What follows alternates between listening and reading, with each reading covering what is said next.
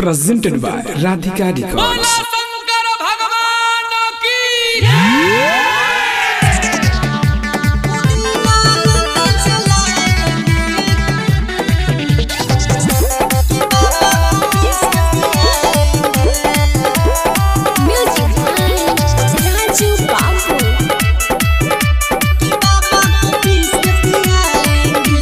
सब करेला जय जयकारी मिलजू के नरा नारी हम करे बजती बार ढेर पियले भांगा गाजा महादेव तीन लोग के राजा अब किदा बदलम विचार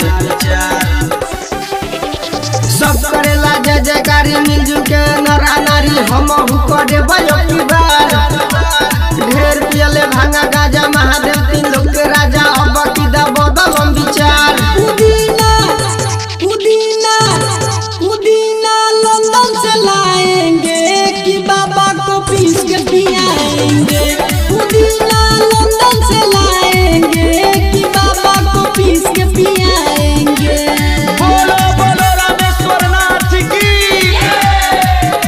कि बाबा को पीस के पियाएंगे। Presented by Radhika Records. कि बाबा को पीस के पियाएंगे।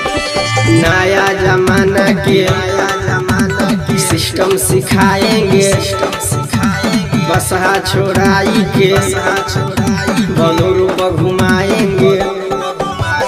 नया जमाना के सिस्टम सिखाएंगे बसहा छोड़ाई बलोरों पर घुमाएंगे। पुदीना